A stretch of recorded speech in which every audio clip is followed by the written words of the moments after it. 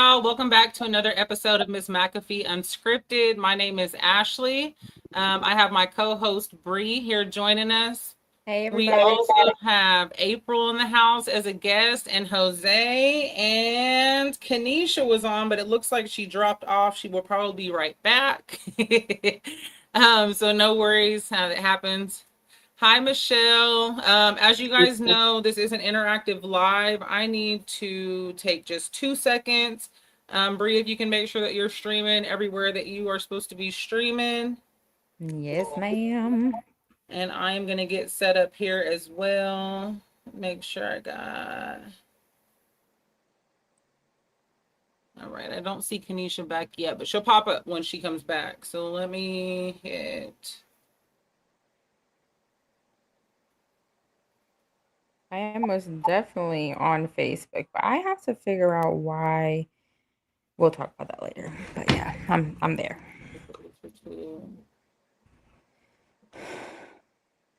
Use Instagram editing tools. I don't know how to go live on Instagram, so I don't think that's going to happen. I don't know how to do it. But Ashley. And I'm okay.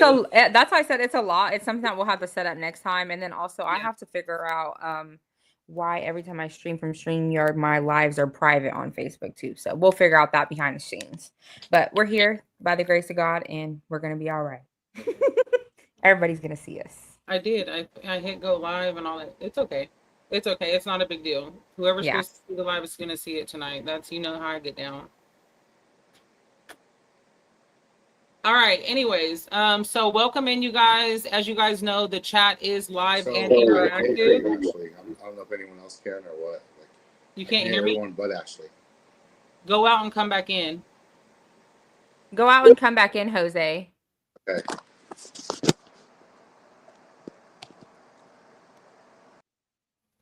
You guys, this is the first time we're doing an actual panel of a whole bunch of people, so you have to bear with us. We are trying our best to make sure that we get through all the technical difficulties here. And so when we keep doing it and we keep doing it, we can learn from our mistakes and get better and better and better. So you just have to bear with us. But we have a great show coming. We have a lot of different subjects. We want to get a lot of people's opinions. We're going to add some spiritual, some healing, some scriptures in there for everybody so we can get a message across to everybody. Get it to everybody that needs to go to. Okay, so Jose is coming back. I got Kanisha coming back. I got myself shared out.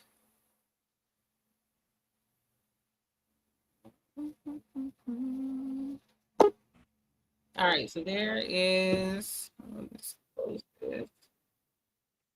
If you guys are just coming in to the comments, make sure that you tell us where you're watching from. We like to know where you guys are viewing from, so just let us know. We got Jose back in the studio. Hey, Jose, welcome back. Yes. You can hear me now? Yes. Awesome. Good. April, can you say something to make sure we can hear you, girl? Can you hear me now? Yes, ma'am. Jose, All right.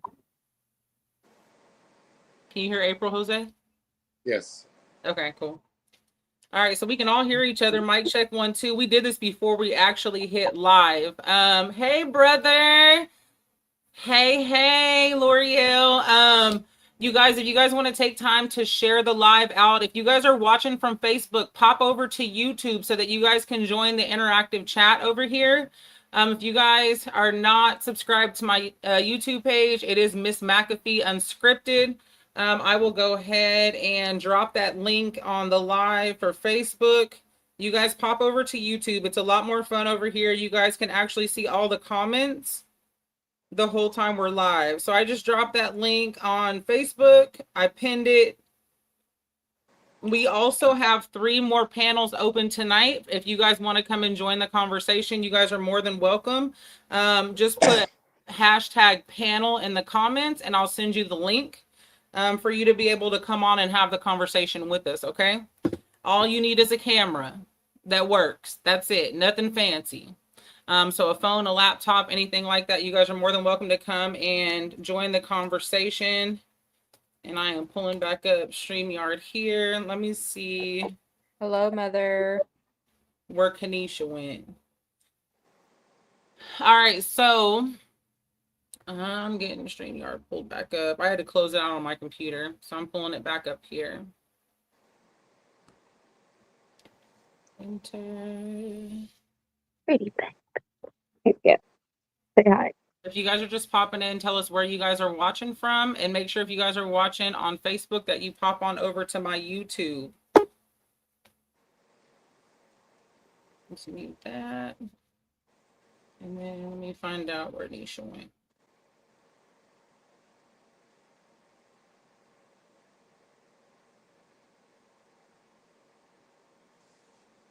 Okay. All right, so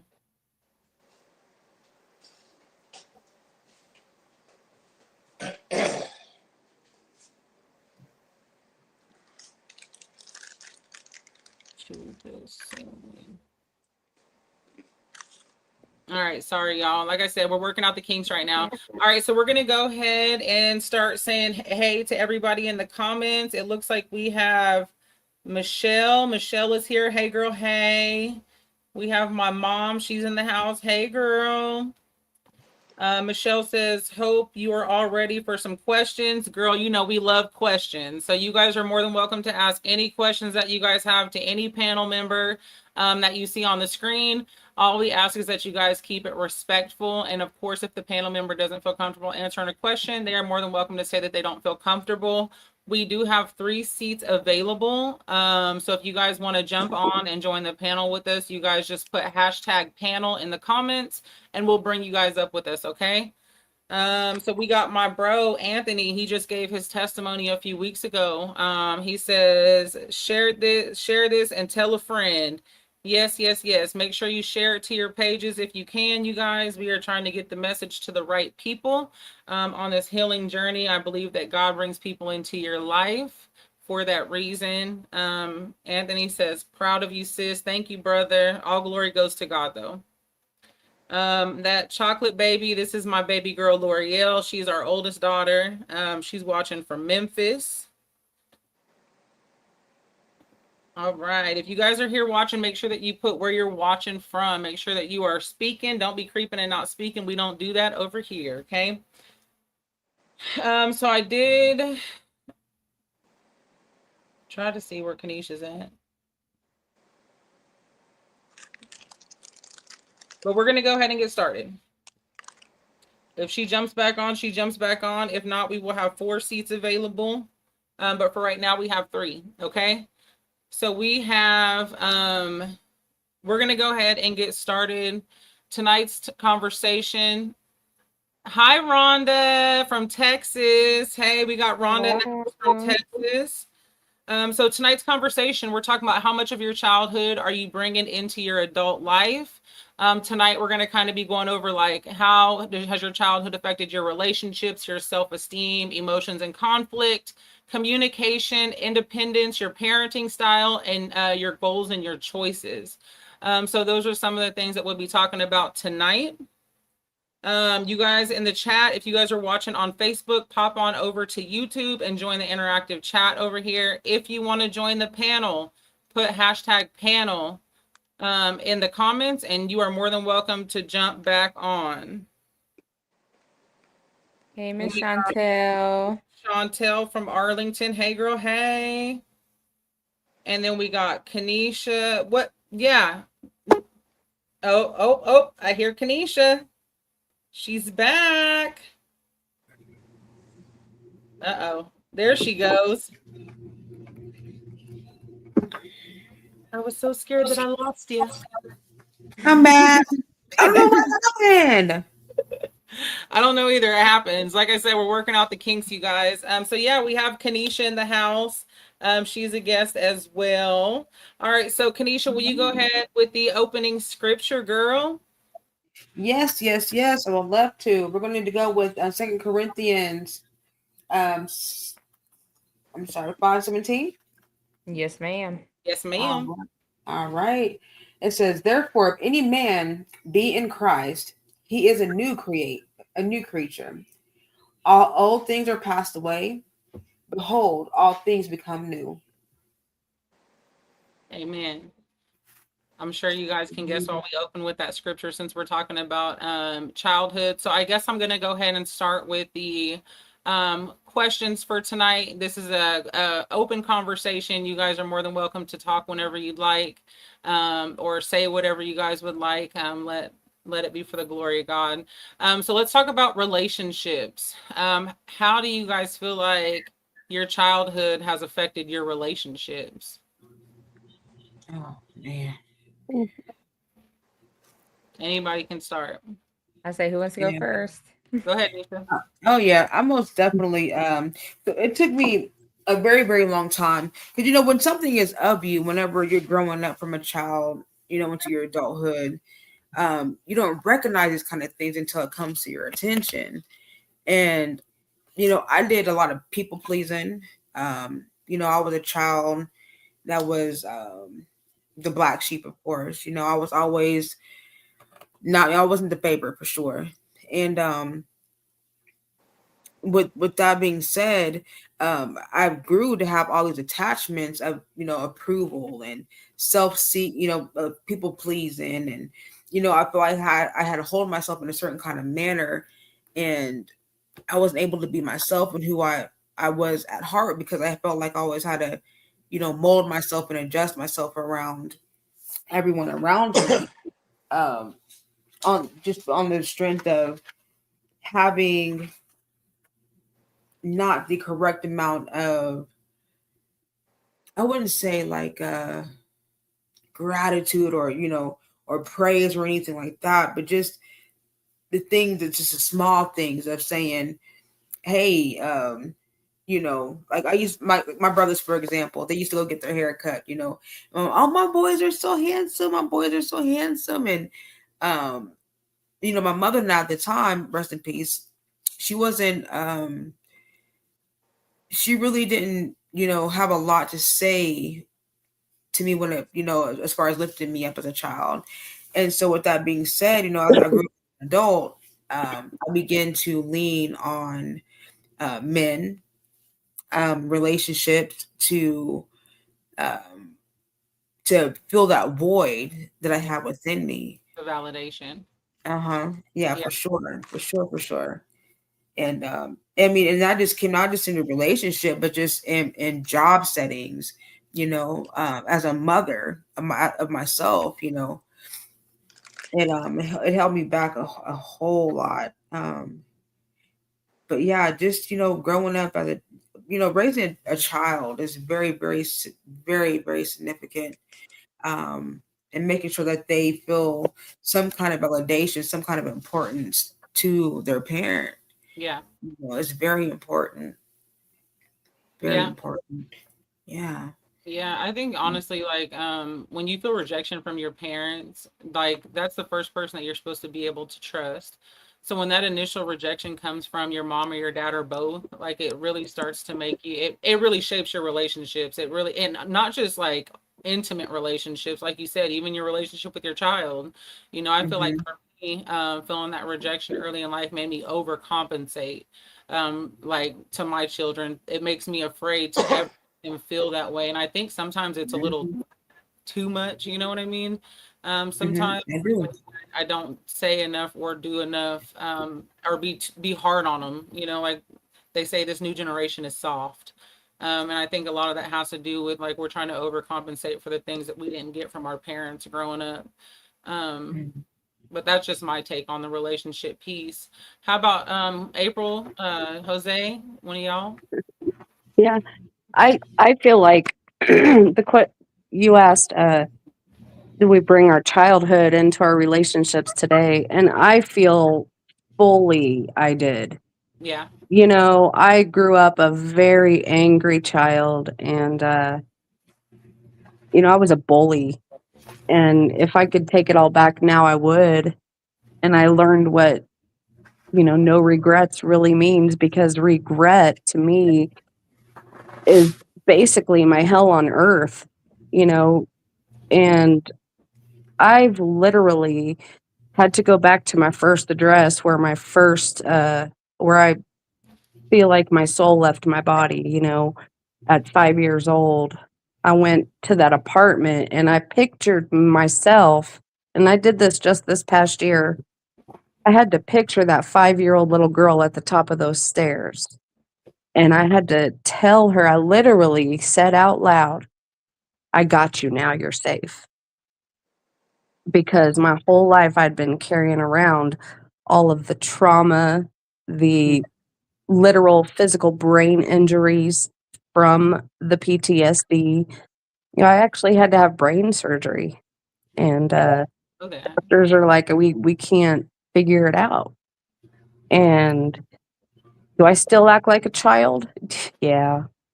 You know, if I want a new bag or a new car, you know how it is. I'm spoiled now, Are you an but impulse buyer like I am?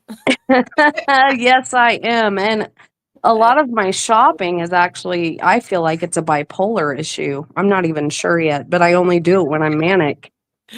And good, thank the good Lord that I got that to be able to spend or give it away. But I find myself regretting how I raised my son because I don't get that chance again. He's already grown, moved out. And I'm over here like, oh my God, Junior, I'm so sorry about this one time. And he'll giggle and he's like, it's okay, Mom. I'm Yeah. like, I did better than my parents did, but I didn't do good enough. And I kick myself every day for that, you know. What do you think it was about your childhood that made you angry? Like what made you carry that anger into your adulthood? I think most of the anger that I carried into my adulthood came from repeatedly calling 911 and my dad being able to come home the next day. The help that I sought out, I had teachers threaten me, you know, to kick my ass if you know, and I had one counselor in the 5th grade, and I sat in that room and I told her everything, and she cried. She tried to hold the tears back, but she cried. And my mom told me, you know, you can't be telling nobody. And I'm like, nobody gave a shit or excuse me, sorry, nobody cared that I felt anyway. Oh, you're fine, honey. I want you guys to speak freely. And I say okay, I would say it's raw, it's uncut. We're all in different you places. know, when you grow up knowing that you don't have the kind of protection that you need, that when you seek for help, nobody's going to give a shit, nobody's going to answer. I don't know what that did to me, but I knew then that I had to grow a sword, grow a pair, and fight my own battles because nobody was going to fucking help me. Yeah. And to this day, I'm 47 years old next month, in a couple weeks, September, you know, and I'm still never been married. I still got that last name that I despise, you know. I went to my father's grave and I said, are you happy now? You killed my mother. You know, my brother is on Skid Row, you know, homeless, and I'm always sending him money. But I'm like, God, I thank you that I have this blessing that I can share, that I can continue to take care of my brother and my son and my granddaughter. I don't know how I got to be this blessed, God is good. Yeah. but Yeah.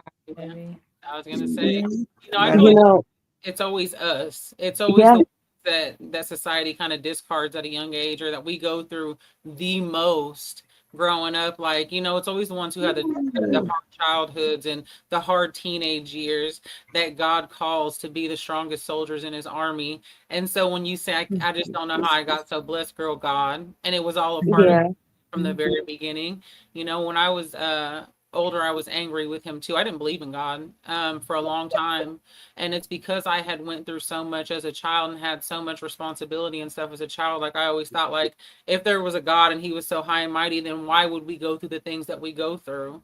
Why would he allow this to happen to a child, or why would he allow this to happen? You know what I mean? And so for me, I just shut down on God altogether. I didn't want anything to do with him for a long time. But now I look at my life today and I'm like, thank you, Jesus, for covering me. Thank you for all the struggles and trials and tribulations of my childhood, because it made me who I am today.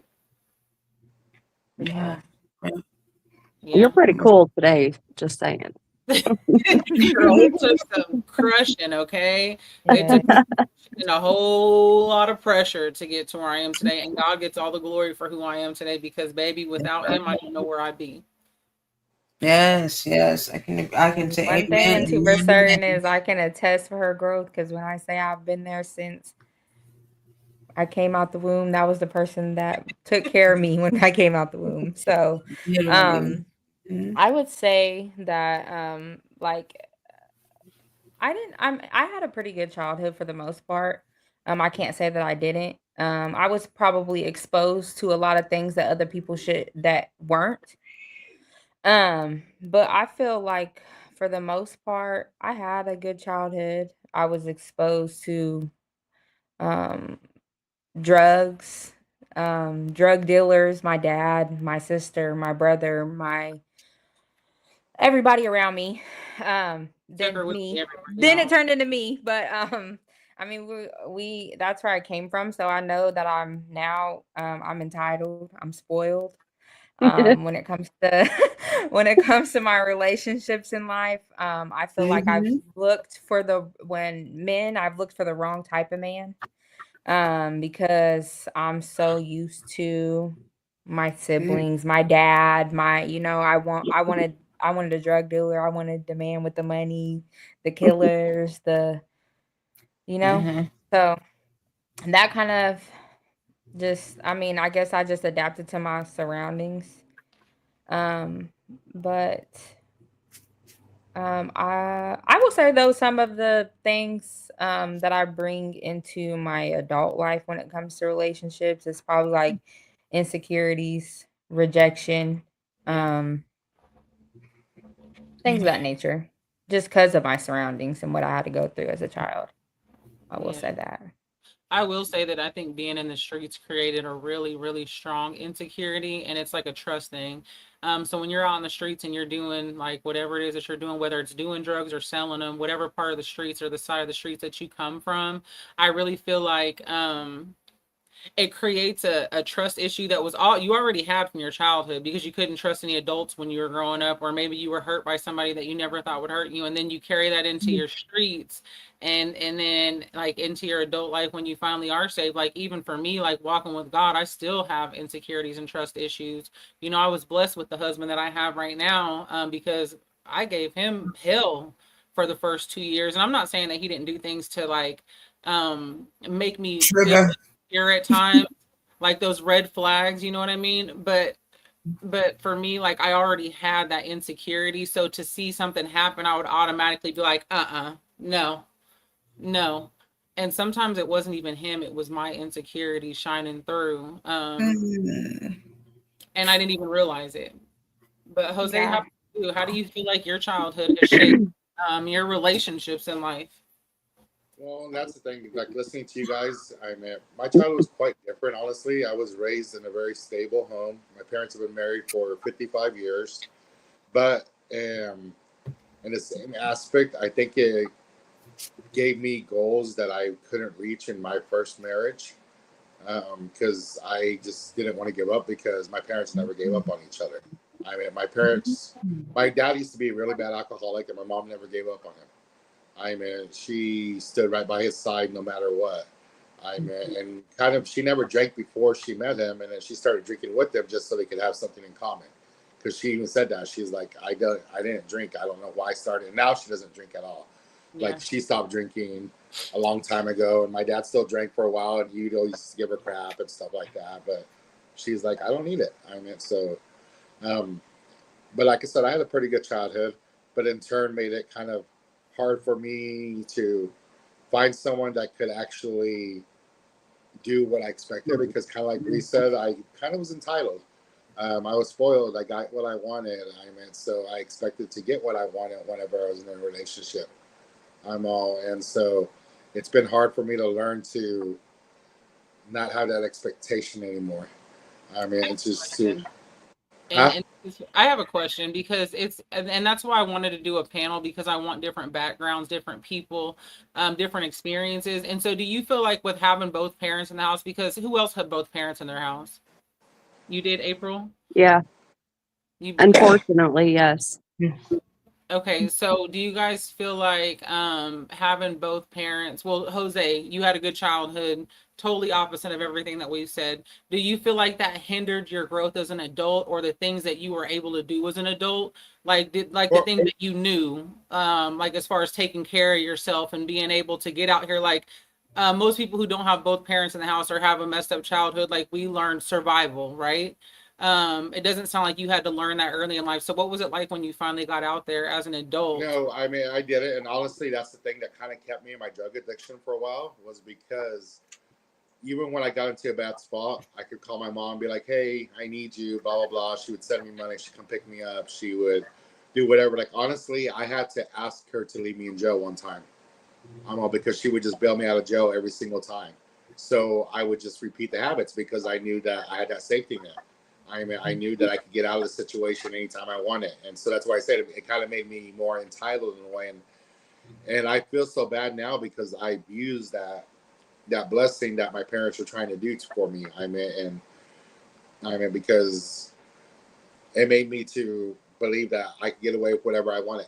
I mean, because I always knew I had someone that was going to rescue me. Even to this day, I mean, it still happens. Like, and so that's why I've learned to step away and not rely on my parents so much because I mean, there's been so many times that if I would get like into a financial bind, I can just call my mom. She'll save me. Yeah. She would. I'm also, like I said, it created me to be kind of entitled in a way and a little spoiled. I mean, and so, I mean, now I spoil myself. I work hard for what I want and I get what I want. I mean, but it's like that song says, I bought it, it's mine. Like, Yeah. I mean, so. Uh, if I have something to add to that, if you don't mind. Yeah, go ahead. Um, You so don't you have know, to, girl, go. it's such a beautiful thing to sit back and understand and know that, you know, good and bad, either way it goes, you know, at the end of the day, you know, our father, he'll take us through situations even as a child. And you know, like, you know, you was able to be given and we had like an easy pavement, you know, at the age of 6 years old. Like I never really had a chance to have a self-esteem. I was in from the age of 6 until I was 11 years old. My mother and my father was both the two. I mean, you know, I grew up in a home in a dynamic of a father and a mother underneath the same roof, but it was very toxic, very very toxic. They was both on drugs. They both were alcoholics. Um, and then and behind the scenes, I was very very much one of those children that was unfortunately um You can say and it. I can sit on here. Okay, You can I say was it. I was raped and molested from the age of 6 until I was 11 from my own father, and that really, as a child, I've always been an individual who I love my siblings. I love my brothers, everything in me. My brothers are like my children, and I love them with every piece of me. And you know, my mother, she didn't know who my father was growing up as a child. She didn't know if it was Junior or this African guy. You know, she was young, she was 22. But I knew what that void and that what that felt like to not to know, you know. And I just remember my little brother, he was like 3 years old, and I remember seeing him outside with his dad. You know, they was making a garden, and so that's one of the things that had made me keep my mouth shut and not want to say anything to my mom, because I didn't want to break up the family that she did have and she was building, for one. And then for two, who am I to take my baby brother's father away from him? Because I knew how empty I felt, not just being neglected, not just being molested and touched on, but just and then not knowing my placement when it comes to a father. Like it's a big thing for, I'm not sure, I can't speak for everyone, but for myself, it's a big thing not being able to have a father that's there to love you in the correct kind of manner without hurting and harming you, Yeah. and in the worst kind of a way. And Well, you would think at that age, like you probably didn't even know he was wrong at the time, huh? Did you realize Um, when he first started yeah, doing, he was doing yeah. something? Well, I did because I at 6, I knew it was wrong because that's not you don't. It's just not okay. Even at 6 years old, it's not okay. Yeah. Um, but I was so afraid to break up and hurt and cause harm. Even at 6 and 7 years old, I didn't want to say anything. I didn't want to cause harm to my mother and whom I loved. And for so many years, I had just tried to fight so hard for her to recognize me. I tried to fight so hard for her to see me and to just to love me like she loved the boys. And so who was I to say anything? Even though I knew that it was not right, it's not okay. I still at that age, I knew that my father was supposed to be someone who protected me, to love me, to comfort me, to show me, to be someone from what I see on TV, Yeah. as a child growing up in cartoon shows and whatnot. Um, I had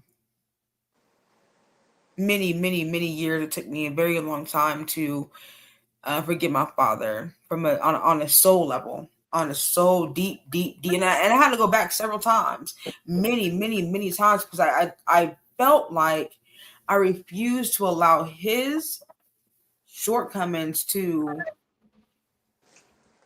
be in charge of my life and in charge of my world.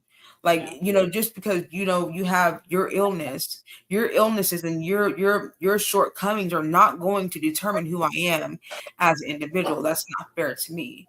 And so even though I would be angry, I mean, I used to try to take Junior out. I did. I was so angry. I was so mad at him. And there were so many times I had to forgive him over and over. And sometimes people feel that forgiveness is something you just do one time. But being a part of the flesh, and especially if you're a part of the flesh and you indulge in fleshly ways, I realized that I had to continuously to go back and forgive, go back and forgive, go back and forgive, many times throughout the years. But it's just interesting whenever I can, you know, like, a child could have the trauma and the hardships that I had as a child growing up, and having to fight and scrap and just to have a smile for the day, um, to where that can almost balance out to be one and the same, being raised in a family where you didn't have to go through all of that, but it still had end up being a catalyst in your life eventually, as you gotten older. And it's, how the Lord works in individuals' lives and meet them where they're at is, Yeah. It's yeah. crazy, sister, like listening to you talk, like we literally just had this conversation on Sunday's show, I believe, about like being able to forgive somebody for things that they put you through or did, and like holding on to that hate and anger, because that's what it all boils down to. When you have to keep bringing something back to the altar over and over again, something like forgiveness to somebody, because it's easy to forgive people, right? Me and my brother Chris, With words. Hmm. huh? I said, yeah, with words. Hmm. Yeah. Yeah. So me and my brother, Chris, we go back and forth, but every time we get into it, I forgive him. You know what I mean? Me and Bree, we go back and forth, but I forgive him, but when it comes to like, certain situations, like I find it so hard. Like I've laid the situation on the altar over and over and over again, and I know that it hinders me, and so when you say that about having to forgive over and over and over, like that's hate. That's when you hate somebody. That's different than just somebody just offending you and being able to forgive that person. And that hate, like if you carry that hate into your adulthood, like it starts to bleed on a lot of different people that you don't even Oh be yeah. on. Like you'll be in relationships and something will remind you of that situation, something as small as like a smell, or you know what I mean, a sound or something like that, A and it'll song. make you like it triggers you. It's a trigger. You don't even know it. And Mm. it makes you go back to that, and then now you're angry at the wrong person because you think that you're healed, you think that you forgave this person, but you never forget. You never that's right. You know, I was listening. I was talking. I think it was Aunt Kelly. I was talking to one a couple of weeks ago, and she had said something to me, and it made so much. And it was like, boom, there it is. Because I always not questioned, but was just asked the Lord, like, well, how do I know what true forgiveness is? And I've asked him for years and years and years. And the Lord, he'll speak to you and he'll work in your life on his time when he knows you're ready. So finally, after all these years, it was maybe about a month ago. She said, I realized I actually 100% wholeheartedly forgiven this individual when the situation or the conversation would come up, and I no longer had a negative or an emotional reaction to the That, subject. sister. That. Mm-hmm. Mm-hmm. I Yep. said, I was like, thanks your whiz, huh? You don't absolutely. That makes perfect sense. It makes perfect sense because when you're no longer, whenever a subject or situation comes up that has been such a hindrance and such a deep pain for you for so many years, it almost became a part of you, and then whenever you know that you're able to speak upon it and or hear about it, and it does not affect you in a negative manner to where you're lashing out in emotion, that's how true forgiveness has been prevailed. Yeah. It has been healed. It doesn't phase you anymore. When you can see that person and doesn't make you feel some type of way, that's true. That's when you truly forgiven them. Yeah, yeah. I was like, oh, you sure right, Auntie. You sure right. That's what that is. Okay. You sure. Got anything to say before we move on, or anybody Hmm? want to add to that conversation, or you're No, muted? ma'am. Yeah, mute You're your Oh, muted. Go sorry ahead. about that. No, you're good. I didn't realize that repeatedly having to forgive somebody means you hate them. Because I had to give up trying to forgive my father because I feel like I just truly hate him. Yeah. And as soon as I did that and stopped trying to forgive the person the one person that I can't stand in the whole wide world, and now I'm just like, oh, okay, well, he existed. So I have a question, and if you don't want to go into it, that's fine. Was your father like sexually abusive or like physically or both? Because if I mean for you to Physically, mentally, physically to my mother, to the point where we would wake up screaming in the middle of the night because we thought he was killing her. oh my gosh, But to see that. lucky for me, sexually, that never happened that I know of. My mom did threaten his life, though.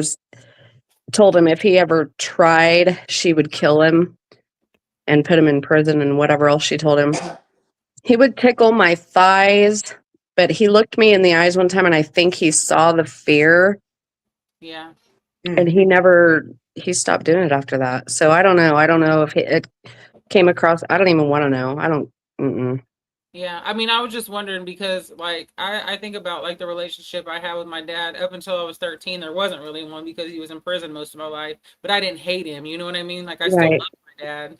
But like once he came home when I was 13, we got really, really close, and like nobody can tell me anything about my dad today. You know, like that's my everything. That's my heart, and so my heart hurts for girls who didn't get that type of relationship or the opportunity to move past like maybe that childhood hurt into a relationship with your father because um I don't know what I would do without mine now. Back then, before I turned 13, like I didn't care for him at all. I didn't want anything to do Right. with but like being able, I remember one day he told me like I can't change what I did in the past. I can only move forward from here. So either we can move forward or we're not going to.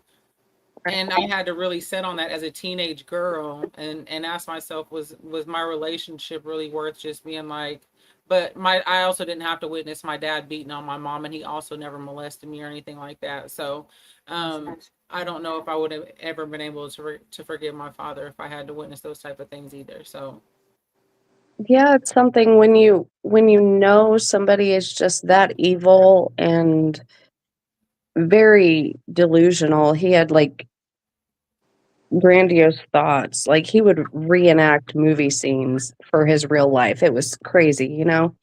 Delusions of grandeur sometimes. And it was crazy because it was fed with, you know, when he drank. But he quit drinking and all of a sudden, oh, I'm better. No, you're not.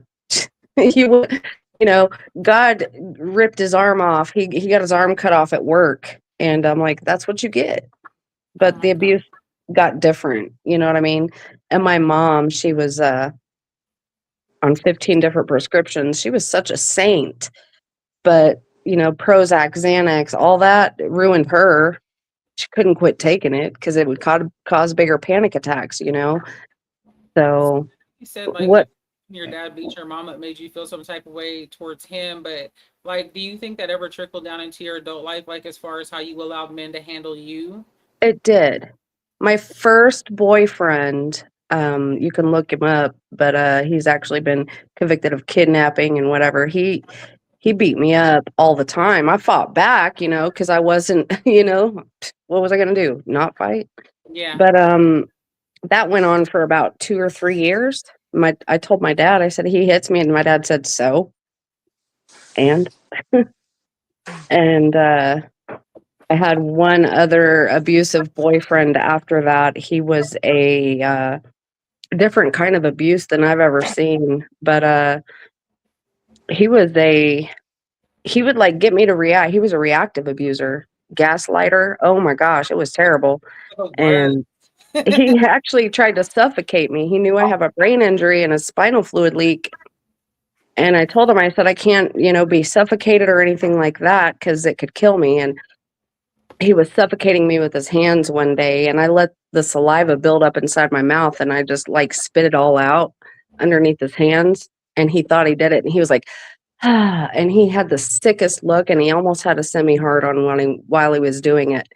But I was able to get my foot up under him. I kicked him off me. He went in the air and broke a cage next to girl.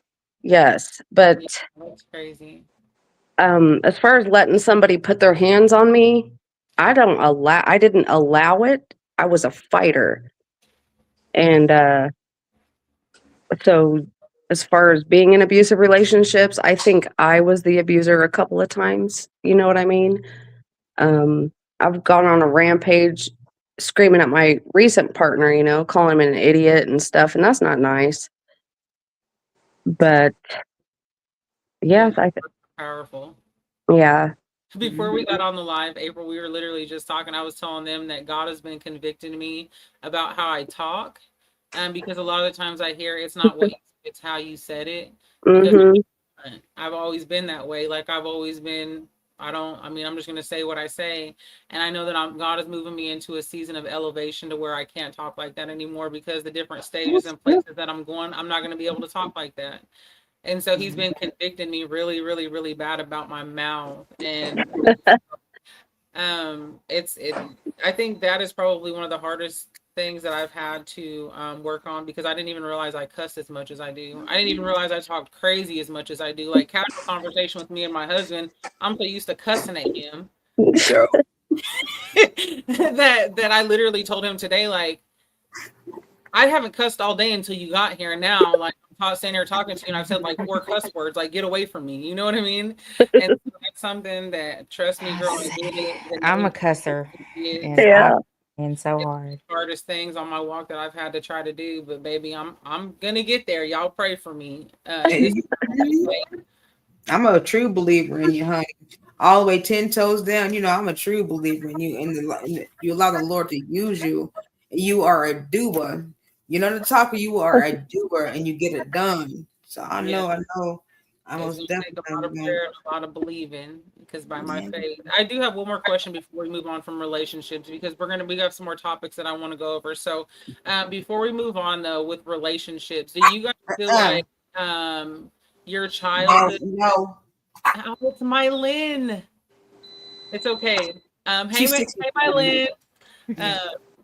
But do you guys feel like the little girl inside you allows you to keep dating a certain kind of person that you know? So you pray, you ask God, and you keep doing it anyways. And it's not just one relationship, it's like a cycle. It's like a cycle that we go through as women and men. And we might not be there right now, but prior to the relationship that you might be in, if you're in a healthy relationship right now, because I am finally, Yeah. do you guys feel like that shaped or molded the relationships that you guys were in or are currently in? I think for me, um, realizing that I actually deserve a man who's going to spoil me and treat me good, it took a lot of I I honestly feel like the reason why I turned to these abusive men in my life or abusive friends, it didn't matter, is because I felt like I didn't deserve any better. You know, I started to notice how my friends, there's different levels of life. You got your users and the people coming in off the streets. Well, those were my friends, but I find it very hard to have friends like that now. For one, they don't want to be friends with me because I have nice stuff, and a lot of people don't like that. Yeah. But I think the bottom line was I didn't feel like I was any better. And I still don't think I'm any better than anybody else. I know I'm not any better than anybody else, but I know I deserve to be treated better now. And I think all that simply was knowing in my heart that I was just a piece of shit, just like everybody else. But the fact of the matter is you're not a piece of shit if you do good stuff, if you're doing good things. If you're not doing shitty things, you're not a piece of shit. Yeah. And once you get back from doing those bad things and you still want to be friends with those people, but the fact of the matter is you're better than that. And it takes a long time to know that you're just better than that and you deserve the best. And everybody deserves the best. We just don't believe we do. And I think that was the bottom line for me. Before we go any further, let's jump on these comments really fast because I've passed up quite a few of them. So Chantel back for the conversation said, and I have been highlighting them on the like if we're in conversation, you guys, and we're just flowing, I'll highlight your comment. But I will go back and try to read them. So Chantel did say, yes, I agree. Sometimes our insecurities hinder our blessings. We have the Next Level Sports Lounge in the house. That is my husband Lloyd. He said, please everyone take time and leave the chat and hit the like button and come back into the chat. Thank you, honey. I appreciate the support. And then I have Michelle. She said, speaking out as a child and not being heard will change you as a person. It definitely will. And then she said, when you finally forgive a person, you will be set free. And then I have my mom says, I think all parents feel something wasn't good enough. Would you agree? I always tell my dad my parents were the best and he always says he wasn't. Yeah, I feel like even as a mom, like I feel like I've tried the best to raise my kids, and give them the life that I never had, but I messed up, especially with Trey Saya. Like there were things that I'm not proud of, that he had to experience that I'm really not proud of. And so yeah, I think that we all have regret as a parent, some type of regret. I do anyways. I can't speak for everybody else on the panel. I absolutely do. That's a big one for me. Big one for me. Yeah. Yes. And Jose's over there looking like he's about to fight somebody. So we're trying to dig in a fridge, and I'm like, I'm in the middle of cooking dinner. Like, it's gonna be done here in a little bit. Yeah. But yeah, so if you guys are just joining in, make sure that you say hey in the chat. Let us know where you guys are watching from. If you guys are watching on Facebook, you guys are more than welcome to pop over to my YouTube, Miss McAfee Unscripted, so that you guys can join the live interactive chat on this side. It is pretty fun over here. We do have 3 open seats on the panel tonight. So if this conversation is moving you and you feel like at any time you want to jump on the panel with us, all you need is a working phone or laptop with a camera, and I will send you the link. You just put hashtag panel in the comments. Hey, Blue Virus. You just put hashtag panel in the comments and we'll allow you to come up and join the conversation. Also, guys, if you guys are on the panel at any time and have to drop off, that's totally okay. You can just drop off, okay? I'm not holding nobody hostage. That's what Freestyle Friday is, you guys. This is going to be every Friday night at 6 p.m. Central Standard Time. We'll have different topics. You guys are more than welcome to come and go as you please. So if you guys are in the comments and you guys ever want to come up on the panel, like I said, hashtag panel in the comments and we'll get you a link sent out to come up, okay? All right, let's keep the conversation moving. So we've talked about relationships and how childhood shaped our relationships in our adult life. Now let's talk about how it shaped our communication. Because I think this is a big one, right? And it's one that, like I said, this mouth of mine, I'm working on, okay? And I know that comes from my childhood. My grandpa, let me tell you, he was a cusser. Ooh, and he was good at cussing, okay? And he could just put a sentence together with so many cuss words all at the same time, and it just sounded so beautiful. And I was real good. Yeah, and so I was making fun of That's him. who taught me how to cuss for sure. Yeah, me too. All of us girls. And I was making fun of him on my live last night on the boutique, and I was like, me and Chris and Tanisha, this was before Bree was born. We used to go steal a pack of cigarettes from my grandma because she used to keep them like in her little what is that thing? The buffet thing. My mom still has it. Or it's the thing the TV sat on by the dining table. We would go sneak in there and grab a pack of cigarettes, go out by the shed in the back and be smoking the cigarettes. We didn't know how to inhale. We would just be puffing them. And after just cussing up a storm, cussing like sailors, everything we had heard that day. And so I think that this is huge that we talk about, and because it's not just cussing when we talk about communication. So let's talk about that. How do you guys feel like the communication in your childhood shaped who you are as an adult and how you communicate with people? Almost definitely. So my mother, she was very, very strict. She's a very strict mother. She was the kind of a child. If you were a child stay in the child's place. What I gotta say, and I don't want to hear nothing coming back from your mouth. Hush. Don't express yourself. Don't. So as a child growing up and never being able to express myself, it put a hindrance on my communication skills. And you never would think that, because when you begin to grow, when you grow up and you get in your mid-teens and you become an adult and you get in your 30s, and then I'm like, my communication skills, the only thing I know how to communicate real well is anger. When it comes to matters of heart, things that are vulnerable, things that are that are close to me, honey, I don't know how to. I don't know how to communicate well at all, and still to this day, at 38 years old, my communication skills when it comes to very, very important things to me, I will talk a circle around what the true issue or the real gag is. Yeah. And that's because I was always shut down. I was never able to express myself. So when I raised my son, when I raised Pookie, that's one thing I was so adamant about. Now, there's a way that you can speak to me. Now, you talk to me, tell me what's going on, but you come to me correctly now. You're going to speak to me with some respect. But let me know what you're feeling. Express to me. I want to know what you got going on. Tell me what you have going on.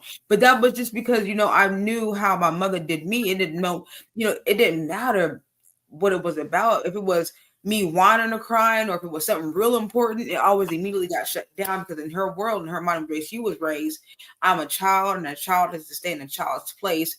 And no child, you don't pay no bills around here. So no, you don't get no. You don't pay no bills, so you ain't got no. You don't pay around here to be able to speak about nothing. Oh, you mad? Go wash the dishes. Go be mad at them dishes. And you better not break that damn water. And Yeah, you cannot break not near one. yeah. Yeah, it I hindered. I totally mean, agree. you I guys totally do agree. huh? I said I totally agree. Yeah. Yeah. Yeah, I still think to we this all very grew up in day. that generation though, where it was like kids are made to be seen and not heard. You know what I mean?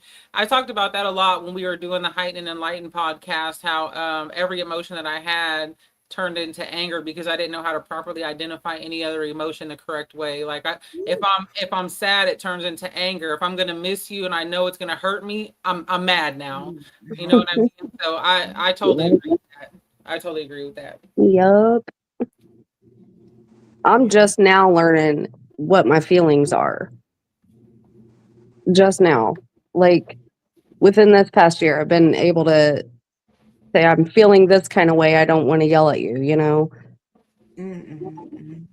whether it be sad or worried or got a bill past due and I can't figure out which one, or whether or not I got $20 in my pocket. You know, it doesn't matter what those feelings were. If I didn't know what that feeling was, I would just get mad and scream and break shit.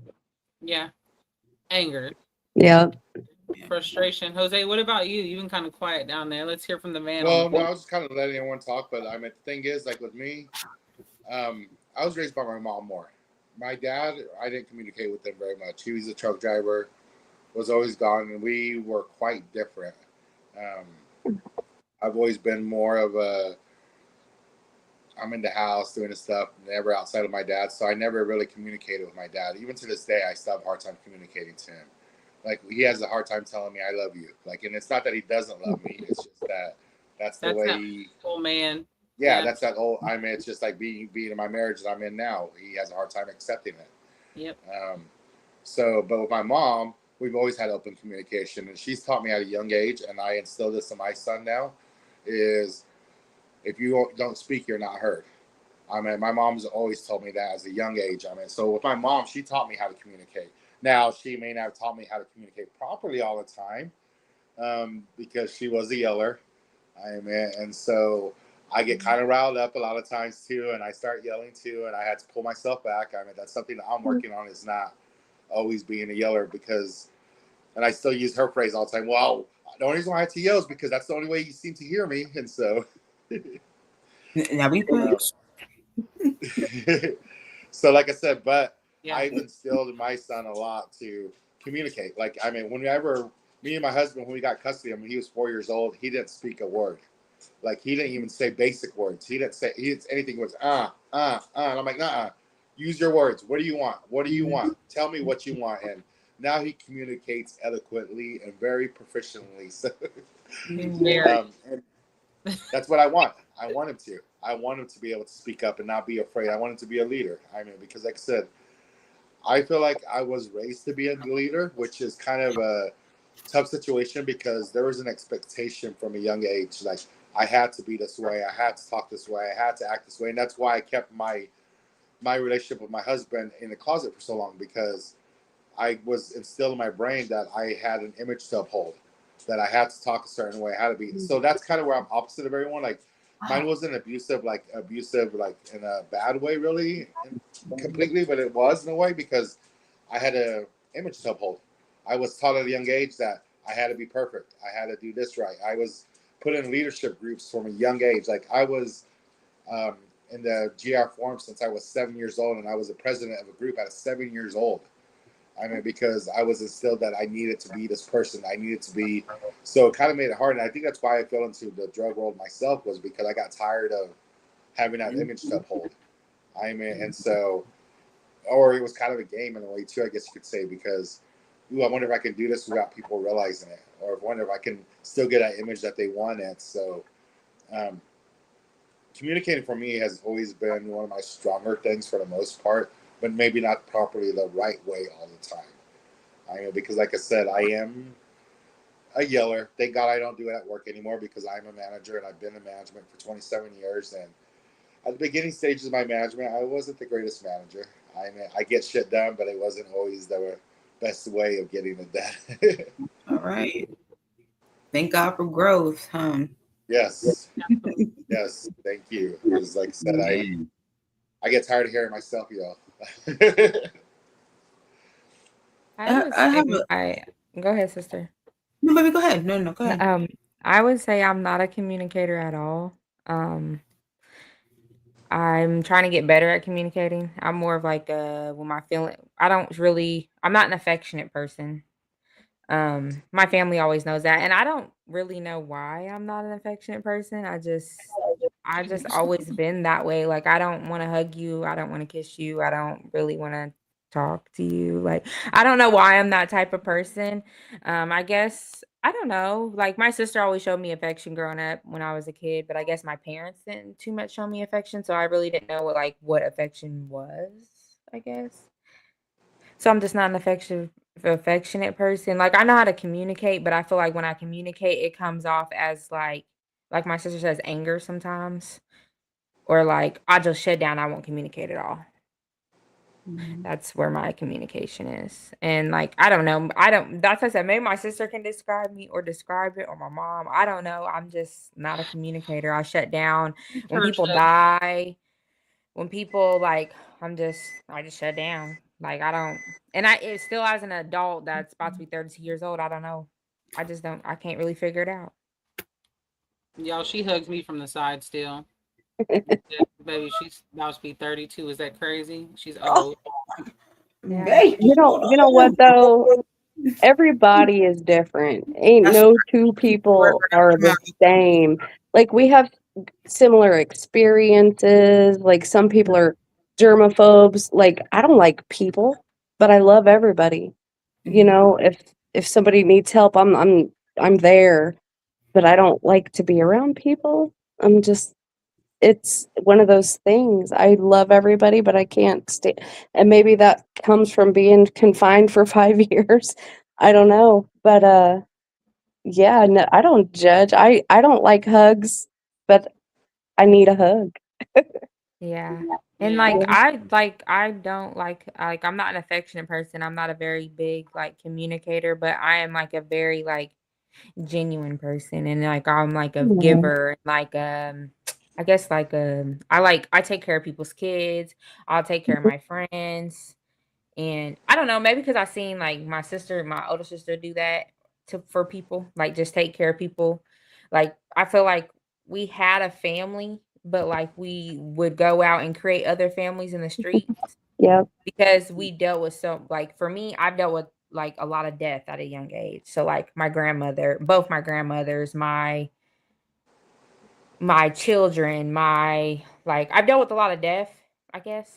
So it's just like I'll go and build my own little families, and I'll go and because we don't have a lot of family left, I guess.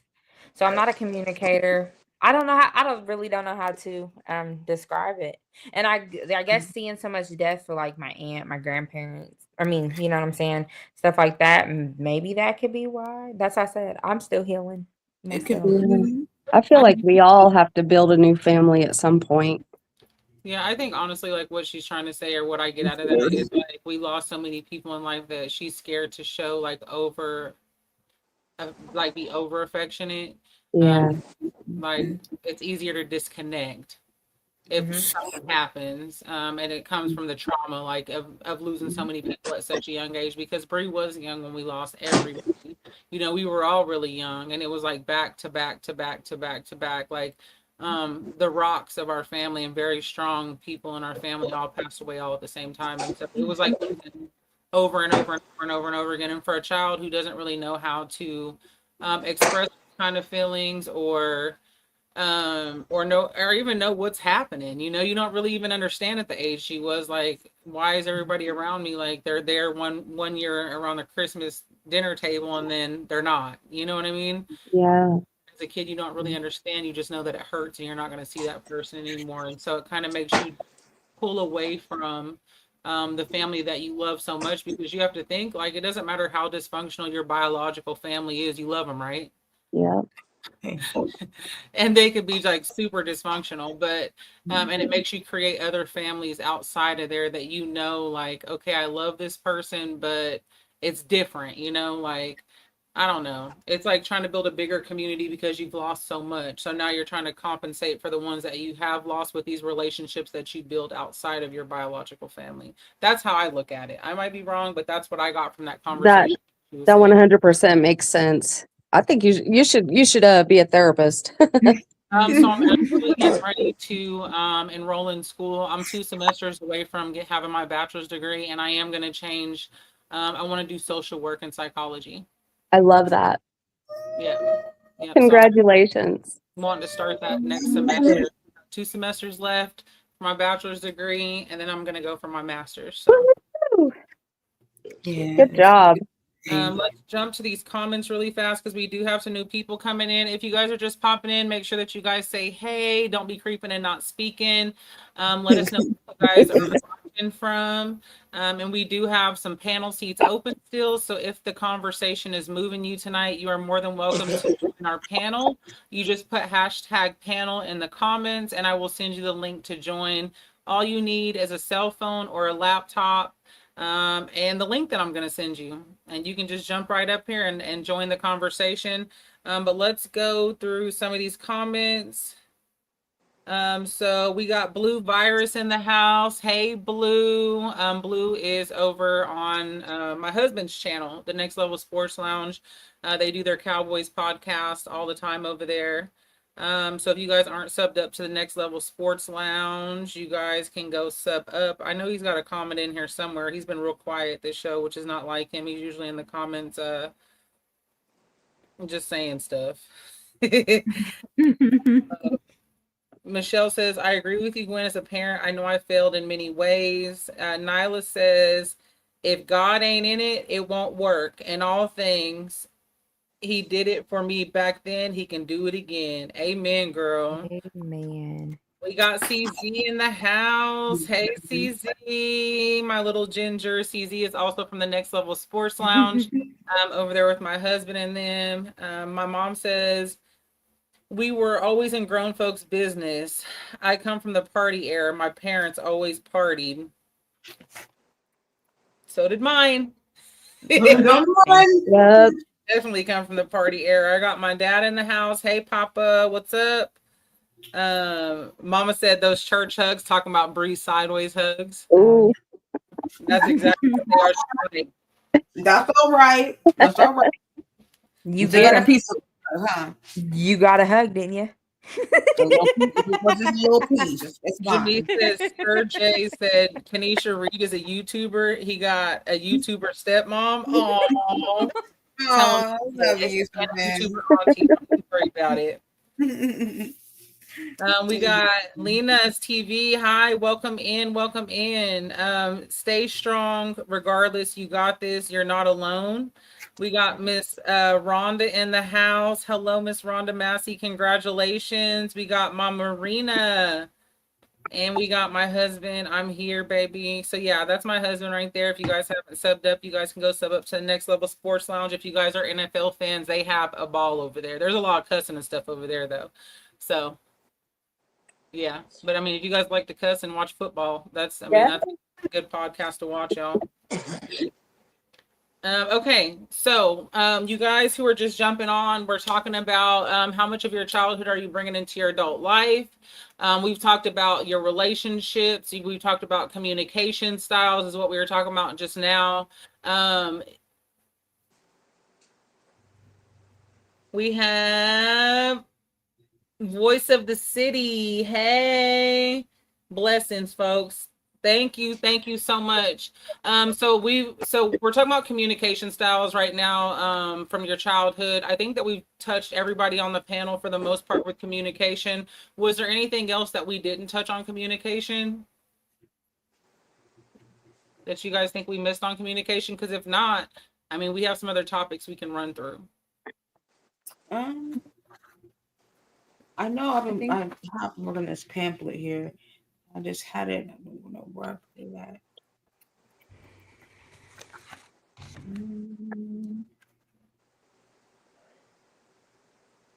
No? All right, moving on. You guys are just jumping on. Yeah. We're going to move on. So if you guys are just jumping on and you guys want to join the panel, you put a hashtag panel in the comments. All you need is a laptop or a phone with a working camera. I'll send you that link in the comments and you can come join the panel. So you can come up here with us and have the conversation.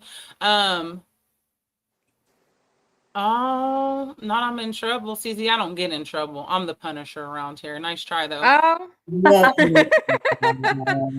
All right, God so said, watch I that know we kind of mouth. touched on it earlier. I know we kind of touched on it earlier. So we talked about relationships, communication.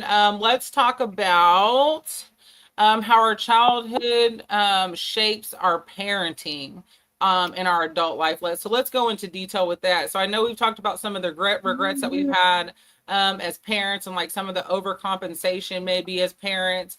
But let's be real. Like Kanisha said, we grew up in that do as I say, not as I do. Children are meant to be seen and not heard era. What kind of parent are you? Do you think that you're an old school parent or like one of these what they call us new school parents?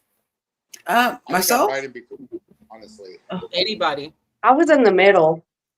Yep. I Jose, can you hear me okay? yeah, I can hear you, honey. Okay. Jose, you were really low, but he was talking. What'd you say? Oh, I'm sorry. Oh, it's fine. I was just saying the same thing. Like I'm like in between too. Like because I'm pretty caring and forgiving, but at the same time, I have expectations of what needs to be done. But the good thing is that I think I instilled that at such a young age with my little son, so that he knows that already. So like, I can very compassionate towards him, very understanding, but at the same time, when enough is enough, he knows that enough is enough because Yeah. I don't ever spank, but I do have a very loud, deep voice that it can get very intimidating. So I will say this right now. Chat, if you guys are in here, just go ahead and put whether you're a new school parent or an old school parent in the chat. And I'm just going to tell you right now, if you don't whoop your kids, you're a new school parent. Period. There is no in between because those old school parents, you couldn't even smack your teeth one time, they'd be laying on the floor. Okay. We had a 2x4. But with Do me, I have there's a rubber difference eye? because my son's not my son. Like I don't feel right spanking him when he's not. I do that to his dad and to his mom. So Yeah. Okay. I get that part. So Yeah. you in between as a step parent. Got that. Yes. What about the rest of y'all? I know April said she's kind of in between. I whooped my kid. I broke his TV when he was 5 minutes after curfew once. But then again, I'm the dumbass that bought him the truck he got a DUI in. So I was overcompensating with things, but then I was very militant, but I didn't make him make his bed. You know what I mean? I was all over the place as a mom, and I'm paying for it now, but at least he knows I'm going to be there when he cries. I will baby the hell out of my boy because, that's the kind of mom I was. We slept together, for a while. I'm the one he cried to. I'm the one whose lap he laid on when somebody was picking on him or when he was fighting somebody who was picking on somebody else, Yeah. So did I beat his ass? Yeah. But did I also overcompensate and buy him things I couldn't afford? Yes. But at the end of the day, he knew I was the one he could turn to, and I thought that's all that mattered. Nene, it's on you, baby. What kind of parents are you? I am.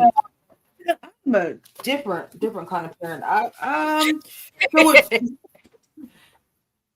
I'm a different kind of parent.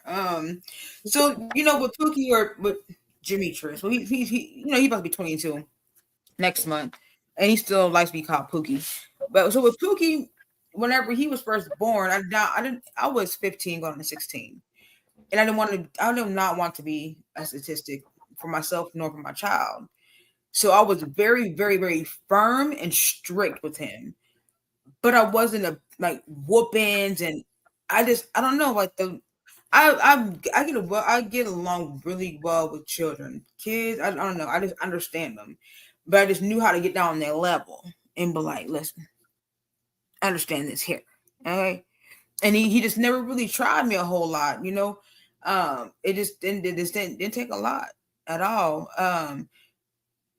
But then as he gotten older, and then we went through my thorn in my side, and that is still sticking to in my side painfully to this very day, because I'm still trying to learn and grow from it and relearn how to bond with him and everything. And so I found myself in this place of guilt parenting in the beginning, and I kind of let him trip me up. I let him have that for a little bit. I let him guilt trip me, and and then I was like, no. Now you're not going to use my pain for what I already been through, suffered, and some more stuff, and use it against me and manipulation. And he was like 9, 10 years old, and instead of wanting to come and spend time, he wanted toys, or he wanted money, or he wanted this. He been come spend some time with me. We been talk it out. We been be cool. We been be chill. But a lot of things for Pookie, I was just able to, like my nieces and nephews, and I don't know. I just have a thing about me. I'm just able to understand children, so I'm able to I'm able to speak their language.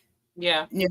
I'm able to speak their language and understand them, and at the same time, I think with my son, he was responsive in a respectful way because I allowed him to be himself and speak his truth, without me trying to define and mold him into what I wanted him to act like and how I wanted him to be.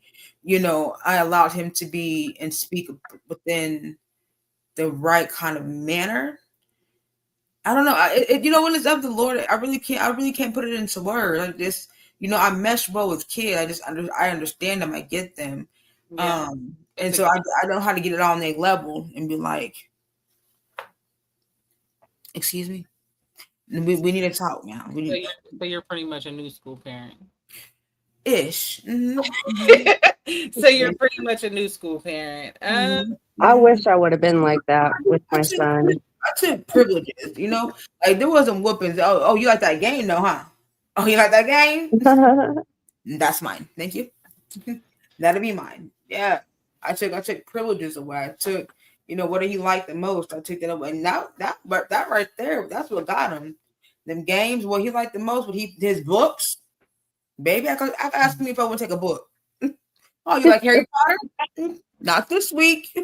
But Pookie and Tresiah are different type of kids, so that hurt their souls to take a game or a book, and thank God they weren't nothing like us. And I don't understand sometimes. I'm just an auntie. I'm not a parent. God took my children, so I'm not a parent. But like my nephews and my nieces, and like they're also different, and it's crazy how they're different because they grew up how I grew up, around drug dealers and craziness and drug use and this, that, and the other.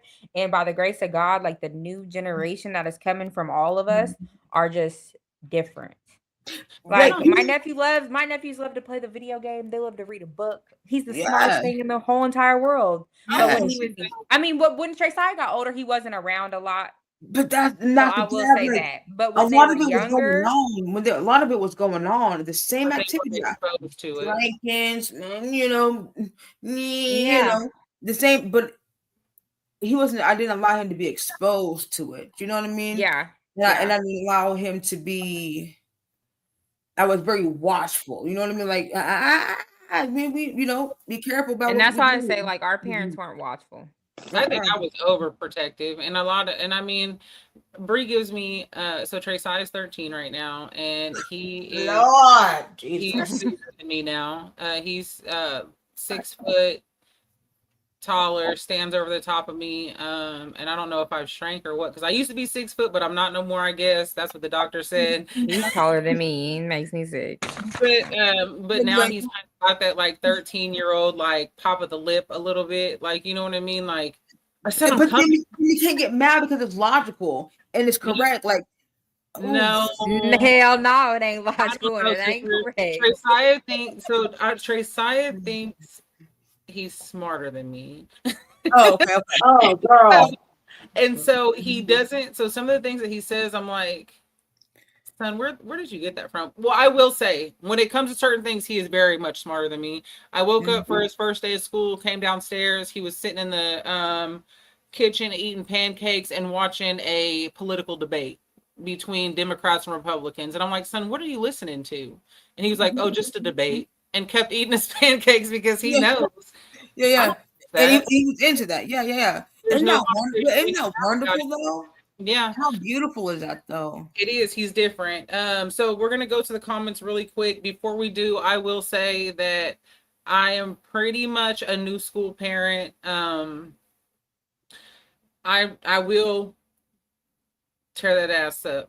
I'm working on my work. We're gonna get that. But Tresiah has had some good whoopings in his life, and every time he has been whooped, it's something that he knows, like, this is serious. Don't ever do it again. I always believe that the crime has to match the punishment. And so I'm not just going to whoop you for everything. But if you do something that you know, or like we've had, so lying is one thing for me. Like I've always instilled in my son, we don't lie to each other, and we don't keep secrets, and we communicate. And so I've always wanted Tresiah to have that space, because like you said earlier, Kanisha, you were the type, we grew up in the era where our parents were like, you know, you don't really have a voice around here. You're just a child. You don't have feelings. You don't have emotions. And so for me, it was really important for me to have Tresiah process through those emotions growing up.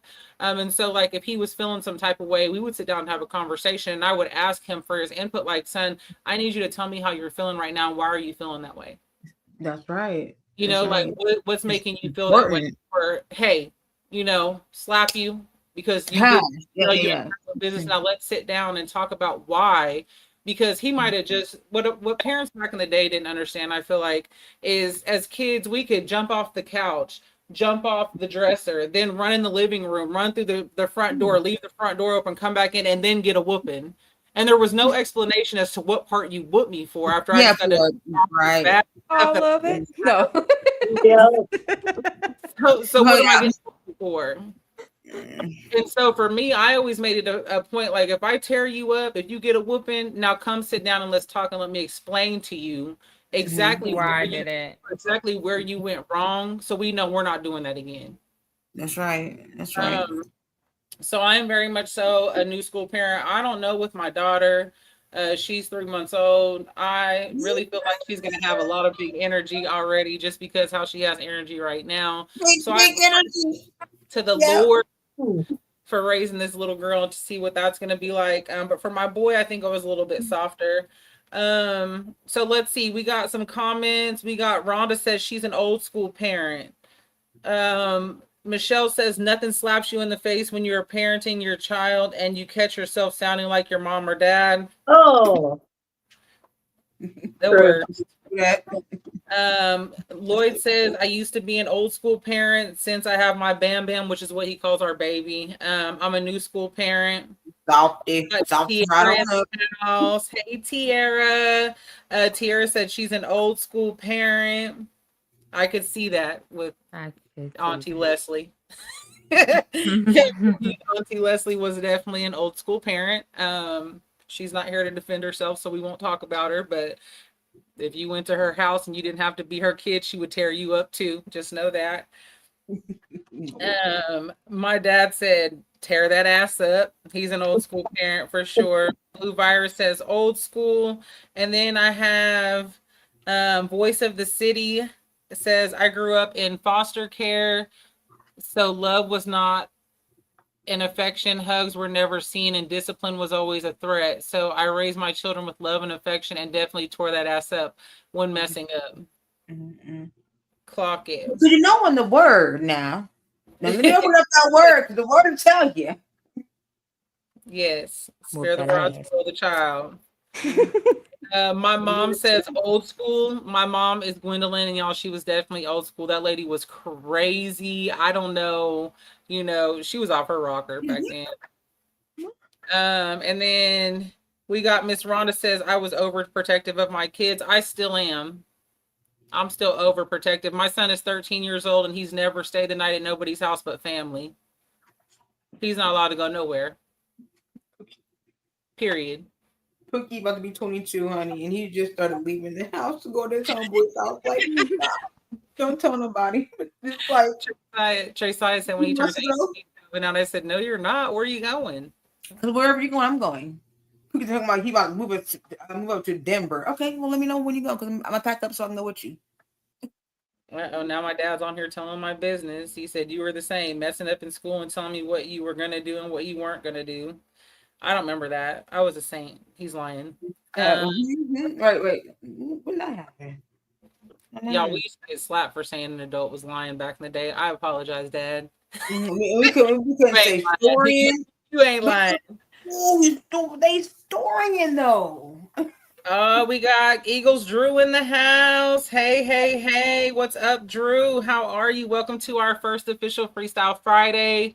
The topic for tonight is how much of your childhood are you bringing into your adult life? And the question that we're asking everybody right now is, are you an old school parent or a new school parent? And like I said, if you don't put your hands on your children, you are definitely a new school parent. There is no in between with that.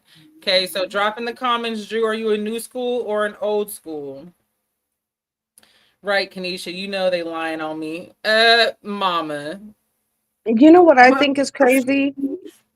My Nobody about to go back and forth with her. Go ahead, Miss April. You hit it. my son made me download Life 360 so he can keep an eye on me. Oh, my parents too. Oh yeah, babysitting. I mean, raising your parents is hard. Yeah. I'm like, it was just me and him. It was just me and him growing up, and 5 years of that I was gone. He was with my cousin, and that's a whole other story. I'm just glad. Thank you, Jesus. Drew says, anyway, definitely an old school. Go tear a switch for that ass. So is he supposed to be the boss now or what? Because he's 23 and he thinks he's running something. He most definitely is. Yeah. Yeah. So I feel like once you guys cross over into like a certain age and your kids are a certain age, like it becomes like we have to make sure that you guys are okay now. And so my parents, they're old. My mom will be 60. Sorry, Mom, you're not old. She's old. And my dad's old too. And so I need to make sure like I have tabs on them. Like when they leave home for work, I need to watch their route to work and make sure that they're going to work. My mom pulled up to the house the other night at 10:37 p.m. Like why? I mean, I appreciate it because now that he's a dad, of course I'm going to worry about him and want to pay his bills. You know what I mean? Yeah. But it's one of those things that's like, okay, you want me to download this? Why? He's like, so I know where you're going because I travel a lot. And he worries about me. And I'm like, oh my God, I love you too. I know where my mom is at. I know where my sister's at. I know where my grandfather's at right now. I love it. I love it. And if I disappear, he will call me, Mom, bring your location on. Rhonda, you're right. Rhonda, you're right. You're right. Not old. You're seasoned, baby. That's right. That's right. Because if we keep living, we gonna get there too, and we gonna be seasoned too. So we're not gonna call you old. We'll call y'all seasoned. It's fine. Yep, I eat in front of people now, and I don't give a shit. My dad said none of your business. I'm a piece of a season, baby. You are my business. Okay, let's bring it back in, guys. So if you guys are just joining the chat, make sure that you drop where you guys are watching from. If you guys want to join the panel, you guys just put #panel in the comments. You guys are more than welcome to come up. I will drop the link. All you need is a laptop or a camera. We do this every Friday at 6 p.m. Central Standard Time. We start with 8 seats a week available for you guys to come up. And then we do have people that reach out prior to the show to take up the panel like how we had tonight. You are able to come on or drop off whenever you want to. That's kind of how the panel works. We're not taking any hostages. So whenever you guys have to go, you're more than welcome to jump off and go. So we are talking about how much of your childhood are you bringing into your adult life. For those of you guys who weren't on, we've talked about relationships, communication, and now parenting. Is there anything else on parenting you guys feel like we didn't touch on? No. Go ahead, sister. Not so much that we didn't touch on. Like, and for me, it's it goes ocean deep.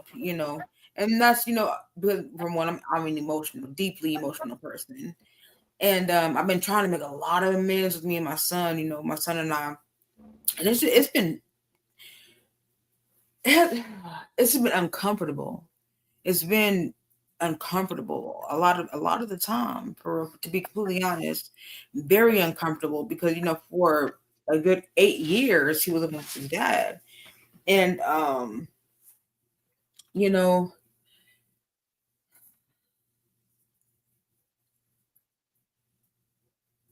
it's rough. Yeah. It's rough trying to, dude, when you're a mother and you've been their mother all their life, nothing really changes, but on the emotional and a mental level, they're growing, and so they're learning, and they're growing these characteristics as their own, shaping their own person, who they are as an individual. And I just really been struggling. I just keep praying on it, that. And but then again, maybe I'm just too overbearing, because I'll be all in freaking business. Who's that? He won't bring he won't bring none of his homegirls home to the crib or nothing. I'm like, when you gonna bring your little friend home to the crib? I ain't bring her over to the crib. No. He's really private about, you know, about his person, about his, because he's like, well, how I feel with mom is my life at home with my mom is my life at home with my mom. My personal life outside these walls, outside these doors, that's my personal life. And so that's new for me, because you know how we are, we are like this intertwined, that fan band. Like, as soon I don't, I'm with somebody, me and Patty immediately, I'm bringing them to the family. We will Yeah. immediately bring them to the family. But Pookie, he is so different. Like, That's these new kids. he's very, very private about his personal world, his personal life. Like, why do you need to know? Like, I'm not going to marry her right now. So what is the importance to know her name? Like, why do you see her? I mean, honey, I'm I gonna mean, be honest, Pookie's onto something, because I'm the same way. I'm not gonna bring somebody around my family that I don't see myself being with for a long time. And I feel like, I don't know, this but honey, maybe he was with a girl for almost 6 years. She was full Vietnamese, and he learned he's a, Pookie always been a gentleman. He learned how to speak full. Pookie speaks fluent Vietnamese, because he wanted to meet the girl's father. And so he didn't want to go with it looking all, like you told me. I don't want to sit there and not know how to speak to her father. And so, for years he took up learning Vietnamese. I'm so tired, honey. I'll go grab his books right now. He got a books like this, all Vietnamese. The I whole need to the take whole my book. nephew to the nail shop, see what they talking about. I'm telling you, I'll tell you want Boogie is so sure to put up for you and not tell you. So, okay, I know this ain't gonna be funny, but it's kind of funny. I gotta share it. So, we was moving, right. So this is the first time my son had came back home. He turned 18. Finally came back home. Me and son got our house together. Boom. Well, right next door to us was a Chinese man, right? Vietnamese, Chinese, whatever. And I was needing something. Something was wrong with the tire or something, and he was a mechanic. Well, I was like, baby, son, you see him walking right there? I said, speak it to him, son, speak it to him. And he was like, no, I'm not gonna go. I said, speak it to him, son. And he was like, you're not gonna put me on blast like that, because he speaks it fluently. And he was like, that's not the reason why. He's very like, if I tell him to do something, he goes automatically against the grain. I'm like, son, speak it to him. He was like, Mama, he's not even Vietnamese, he's Mexican. I'm like, okay. Oh, Oh, That's my, girl said, "Mama, stay in your lane." That ain't even what that is. Hey, that ain't what that was, Mama. But he's very, very, very private. But he's very, very moment. He's very, very, very he's really, really locked like into very private. Like very, very Pookie's private. always been different though. I've known Pookie since he was a little bitty old baby, and I'm telling you, like, he's always been set apart. He's always been different. I don't know if you remember that one day I came to your house. Remember? I don't remember where I was going, but he said something to me about God. Oh yeah. Oh Yeah, yeah. I mean, he was little, and he's like, "It's okay, Auntie. God's already got it figured out for you." I think I was going to Yeah. court or something. I was looking Yeah. at going to prison. I think that's when they were trying to give me the 80-month plea bargain. And I went Yeah. over to Kanisha's house, and I was sitting on her couch, and I was crying. I was telling her, and this was after I went the first time. So Yeah. Lord knows I wasn't trying to go back. And I had my oldest son, Trey Saya, at the time, and they were trying to send me back for 80 months to the penitentiary. And I went over to her house after court, and I remember just crying and crying. And my little nephew, he was super small, came and walked over to me and grabbed my hand. He was like, "It's okay, Auntie. God already has it figured out for you." And And he's girl, amazing. I was already crying, but I knew from then, like, Pookie was always set apart. He was always a different kind of kid. So Yeah. it's not a surprise to me that he grew up to be the kid. Of And course, Drew. I'm about to drop the link. I would love for you to come on. yes, honey. That's what brought Drew's amazing. He really supports me almost on all the shows that I do. He's here in the comments, like super positive. So I'm gonna go ahead and drop that. There's the link, Drew. You're more than welcome to come on up whenever you get it, and then I'll delete it once he's in the studio. But yeah, I always knew Pookie was going to be different. So you guys, we're getting ready to start wrapping it up here in a little bit. Cause like I said, I don't want to feel like I'm holding you guys hostage unless you guys are okay. We can keep going. Or you guys can just drop off whenever. So how much of your childhood are you bringing into your adult life is the topic tonight, guys. If you guys are just hopping on, make sure that you put in the comments where you guys are watching from. And then we were just talking about parenting. There's Drew. Hey. What up? What up? Hey. What's good? What's good? So you guys, this is Drew. It's very good to actually see you because you always interact with us and you're always so a blessing to our channel. So I appreciate. Thank glad. you. That means a lot. That means a You lot. always drop the scriptures and you put Jesus in there. Yeah, I try to keep it, ground based, and I want to be in line with the scriptures, and when I touch bases with people and tell people about God is very important. Yeah. So, but yeah, I always say that this is the only channel that Drew acts like he's got any kind of sense. Because if you catch him on pretty a much, podcast, pretty much, I've seen you on my brother's Pretty much. podcast now. Yeah, pretty much. this channel, he's got the whole channel riled up. Okay. Any other time I'm acting a fool. Yeah. My wife be like, "Why you just like to fight and argue? Leave them people alone." I agree with her. I do. She's right. I'm not going to deny it. But what's up, Drew? How you doing? I'm driving, so I'm gonna take my face off. But you guys can still hear me. Yeah. I just wanted to say, just being a parent for a while. The question was about being an old school parent or a new school parent. Was that the question? Yeah. So the question we're answering right now: are you a new school parent or an old school parent? But the topic tonight is how much of your childhood are you bringing into your adult life? And then we were talking about parenting, so that is the question that came up. Yeah. Okay, you know what? That's a great question, and I think that whether we believe it or not, we bring a lot of our childhood into our lives and into our family dynamic. Whether positive or negative. You know what I mean? Well, at least I'm gonna speak for myself. Yeah.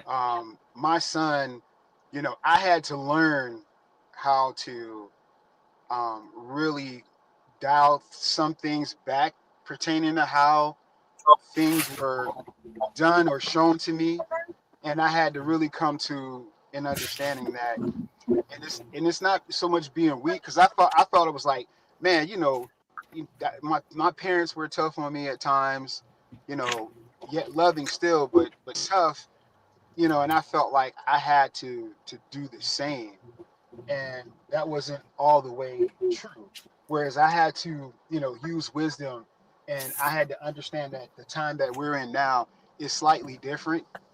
Yeah. And, some things that, that were, done to us, or things that we went through, it just doesn't apply the same way today, right? These kids just don't these kids are just different. They're built different. I'm Different, sorry. yeah. They're just different, right? So I really had to pray and use wisdom and listen to my wife. You know what I mean? Pertaining to how I, interact with my son. You know, and it was eye opening. Because you don't know everything, and we can learn from them as well as especially with them learning from us. We can learn a few things from them. And when I was a youth pastor, I had to really learn that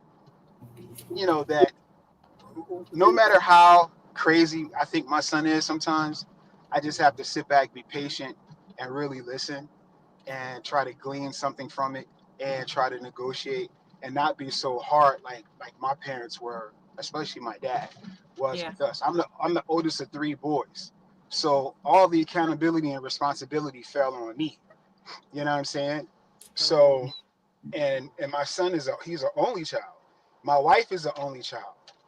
You know what I mean? So the dynamics are different. It's just a different perspective where, it was all about them.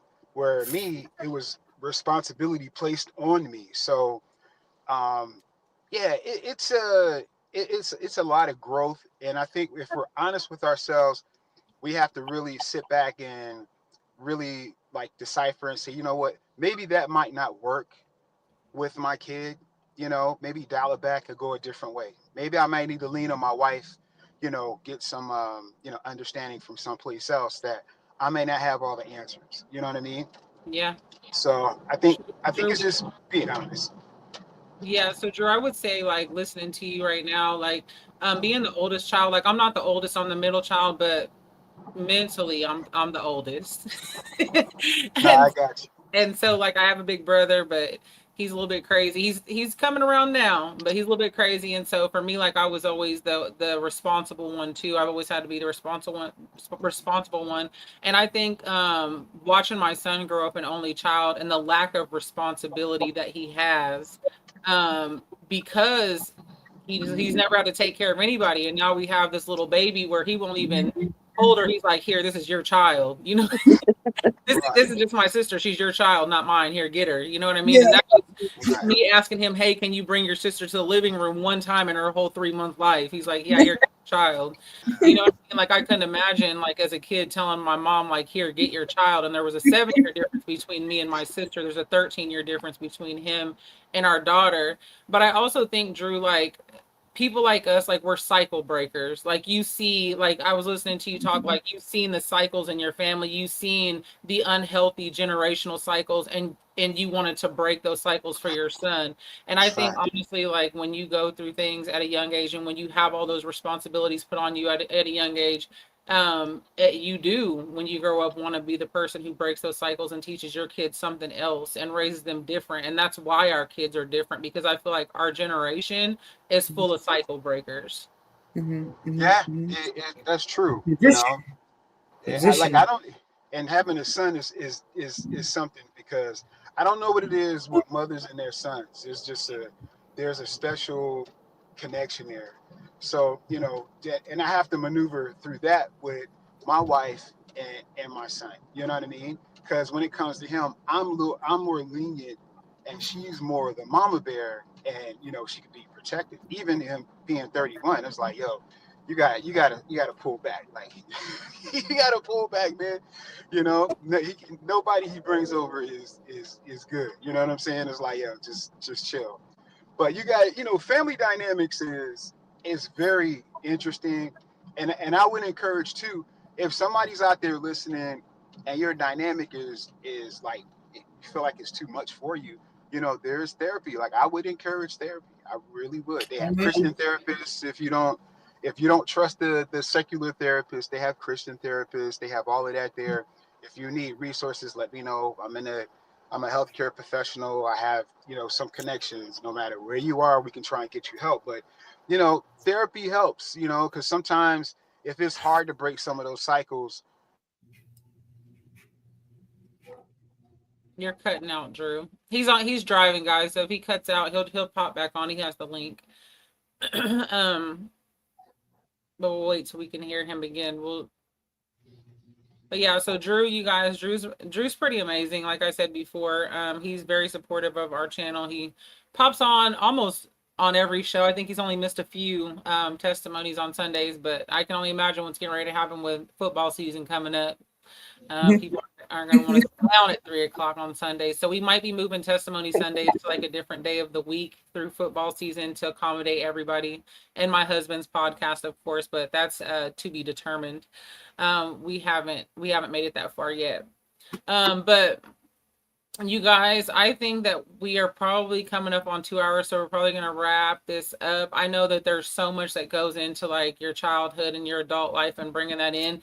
And so we could probably do a part 2 of this episode and touch some of the points that we didn't even get close to. Yeah. But I will say, you guys, next week we are doing another Freestyle Friday. It's going to be at 6 p.m. Central Standard Time here. Let's see. Hold on just a second. I'm gonna be quite honest, sister. I think that well, we can talk about that in the background, but I think that this does need to go into a part 2 because we did not get to a lot. Yeah, so there's I agree that we're generational curse breakers because my son is one of those different, beautiful, pure soul human beings. I don't know how we did it, but amen. it's because we refuse to allow what we had been taught as children. So I think about this all the time, like, right, because I spent so many years being mad at my parents for how we were raised, not even thinking like they raised us with what they knew how. You know what I mean? Like, Yeah. you look at That's so true. many people and so many kids out here that are still going through like the old school parenting, like these people that are online beating their kids and stuff like that. That's all they know. Yeah. They don't know any different. Like, that's what they were taught growing up, was this aggression and this anger. And some people, they're not going through the healing process like we are. It really takes going through the healing process to understand that you don't have to beat your kid to teach your kid. Yeah. And honestly, we got plenty of whoopings, and I was still bad as hell. I was if not even more. My son was a good boy. Defiant. look at my son today, and I allowed him to have those conversations, and I allowed him to express those feelings. And now They I have know, emotions. yeah, and to be able to process those emotions. If he was sad, he was sad. If he was mad, he was mad. Like, he knows not to be disrespectful, but at Yeah. the same time, I'm not going to make him feel crazy because he's feeling the emotion that's natural for him to feel. But our That's parents right. didn't have those type of tools. No, Like, they're not. they really came from a generation where it was, you gonna do as I say and not as I do, or I'm gonna tear you up. Like, that's not how it is anymore, and it doesn't have to be that way. But you have to really be going through healing to get to that point to where like, that's not normal. Yeah. That's not something that you have to project on your kids. And so, like I said, we are the cycle breakers. I can't speak for everybody in my generation, but I know me, for myself, I had to heal, and I had to ask God to guide me as a parent, because I'm not going to just beat my son for everything he does. I'm not. And, and I most definitely feel also like, God, he has a position. He puts everyone in a certain position in their lifeline, whether they're in the beginning or the middle or the end. You hold a certain position in your life, and whatever that position is, the Lord's going to make sure that you're equipped to be with what you need to be equipped with, to be able to handle, and to be a game changer, to do things differently. The Lord, he allows you to be put in position. That's what I keep hearing, put in position. He's putting in a position to be a game changer, He was. But yeah, before you close out, I had some couple of words of encouragement I have been working on a couple of months ago. So just before you close down, I just wanted to share. See, so Drew is back on. I know it kind of cut off in the middle of what you were saying, Drew. Do you want to jump back in? Or? Yeah, my bad. My wife called, so it's okay. It's just all right. had to touch base. But no, I just wanted to encourage. Yeah, I'm out on the honeydew list. You know what I'm saying, doing the honeydew. But no, I just wanted to encourage people. I'm big on mental health. I'm really big on that, because I think it's something that we as people, especially Black and Brown, because in our communities it hasn't been taken seriously up until recent.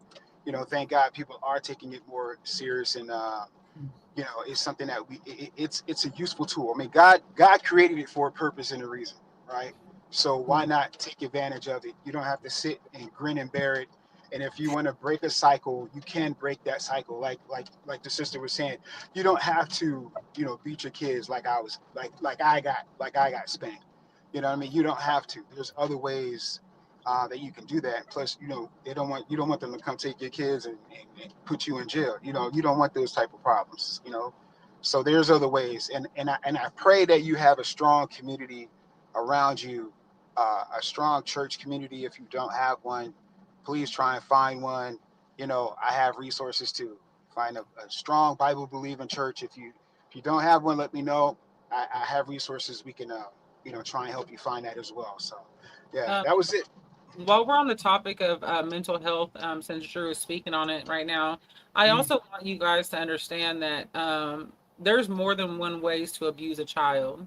And so Absolutely. just because you're not beating on your child all the time, watch what you say and what you pour into your kids. There is Absolutely. nothing more hurtful to a child and disgusting to me as a mother than calling your child out of their name, Oh yeah. calling them, telling them they're not gonna be shit. They ain't shit. Their daddy, you know what I mean? Or like even Yeah. talking about your kids as like other parent because you're not with them. That's Like I don't facts. think people really understand like the mental turmoil that it puts on a kid, making them think that they're That's right. wrong for loving their other parent. That's And right. I see it all the time. Like I hate people, that. they're bitter and they're mad at the other parent, and instead of pouring life into their kids, they're busy bringing the other parent down every chance they get. Like, you guys, that's a Yeah. form of abuse. Yes, it Facts. is. Causes Big mental health facts. problems in the long run. And I think that as parents, like, we need to be more careful about that too, because your children will bring that into their adult life. And some of them really grow up believing that they ain't shit and they ain't never gonna be shit. And so then they end up in the penitentiary. They end up out here in the streets trying to find love from somebody else because they're talking nice to them, something that they don't get at home. That's right. That's right. My That's son right. was afraid that I might be mad that his dad was finally starting to step into his life now that we have a granddaughter. And I told him, I said, I'm happy for you. I'm so glad you have that. Because his dad is near where he moved to. I'm 3.5 hours away now. And I never told him his dad didn't love him. And I think that's what he needs, Yeah. you know. And I agree with you 100%. Anybody who does that is no therapy, dude. Yeah. You don't need to project your your Yeah. your I'm just glad dislike he's and there anger. now. Yeah, exactly. It's not necessary for you to project your dislike and anger on your Yeah. child because you don't like your spouse. You know what I Yeah. mean? Uh, it's not fair to the child. The child didn't ask Yeah. to be here. You and that person created it. So give the child a fair chance. Give them a chance. They don't have to feel some kind of way because you guys don't get along, and that's not fair to the child, and it's not fair to you because you don't need that Yeah. bitterness. You don't need Yeah. to. You don't need to be wearing that weight on you. You don't.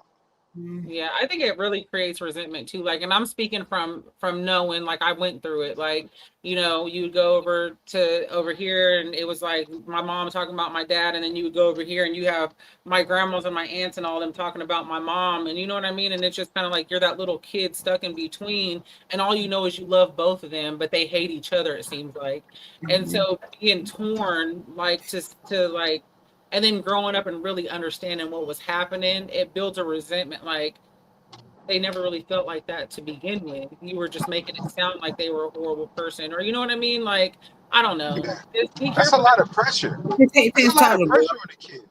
A lot of growth. Imagine that. A lot of That's a growth. lot of pressure on a kid. That It is. I have to be careful of how I display love for my dad or my mom in front of my parent. That's a lot of pressure on that child. It's not. Yeah. I mean, just think about that for a second. That I'm with my mom and I can't display affection or say something kind about my father Yep. because my mom is going to get mad, blow up, and curse me out or smack me upside the head. That's a lot of pressure. You don't need that. I know. Look, I know he a dog, he whatever, but don't project that on the kid. Don't do that. Yeah, I just Yeah. wanted to make sure that I touched on that while we were talking about mental health and like child abuse and like all the different ways, because I know we instantly make jokes about all the whoopings and stuff like that, but a lot of parents don't even understand what your words have such an impact on your children and how they Power. grow up and who they grow up to be. And so if you're here and you guys have kids at home, make sure that you guys are pouring life into your kids, make sure that you guys are praying over your kids, make sure that you guys are exposing them to positive things in their environment, and make sure even if you don't like Yeah. your kid's other parent, like they should never know that.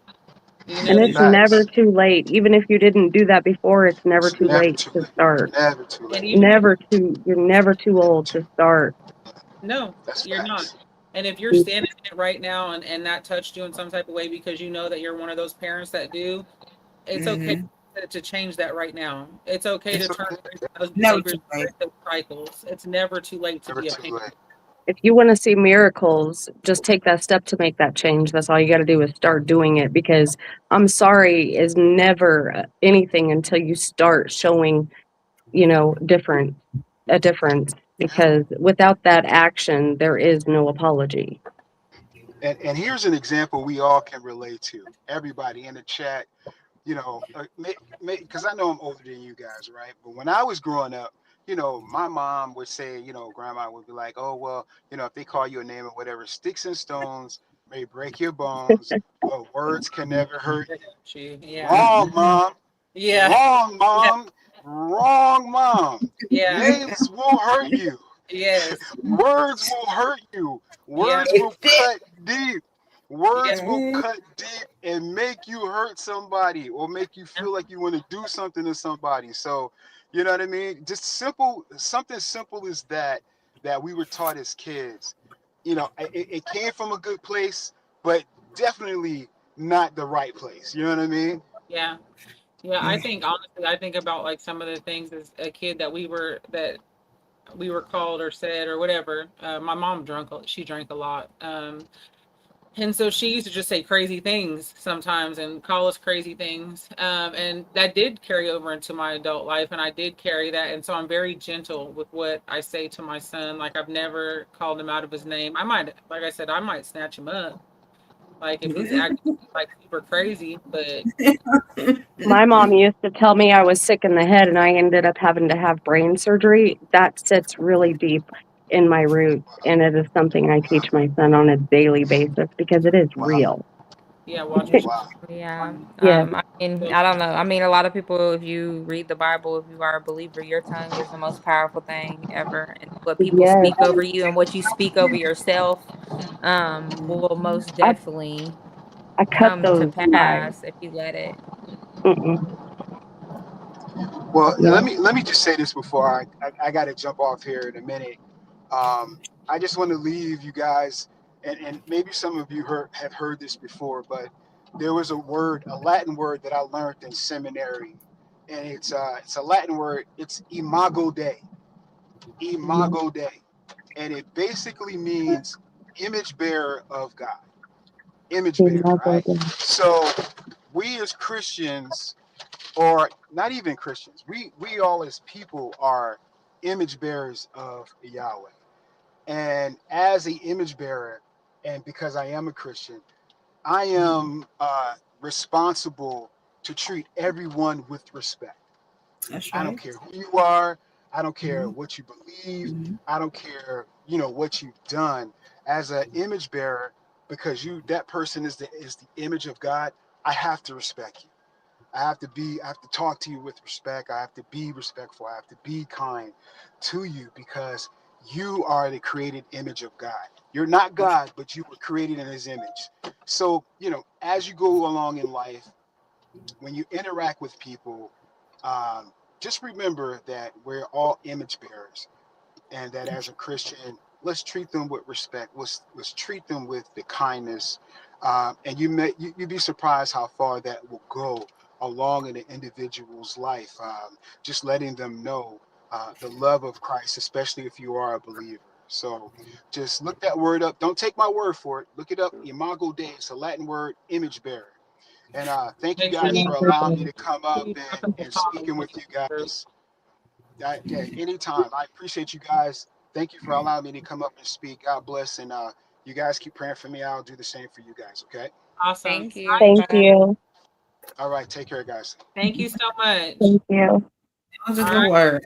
Eagle God. True dropping some gems on us for tonight. I hope that he drops the word that he was talking about in the comments. You guys, we have been on for 2 hours in respect of your guys' time and the viewers, because I could stay on here and talk all night. I'm gonna go. I love you guys, but I gotta go to work real early, and I've been at work since 6:45 a.m. Kanisha, go ahead. Go ahead, baby. I'm gonna let Kanisha go ahead and share what she Yeah. wants to share for I the say close share it, out. sister. All right. So some words of encouragement.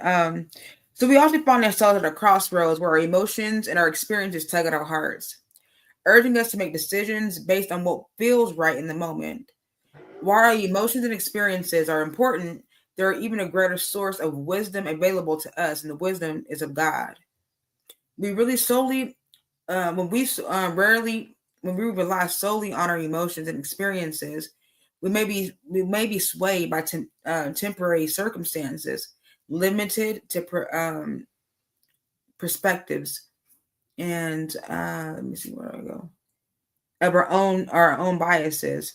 When we open up our hearts and our minds to seek God's wisdom, we tap into our own infinite no our own infinite knowledge and understanding.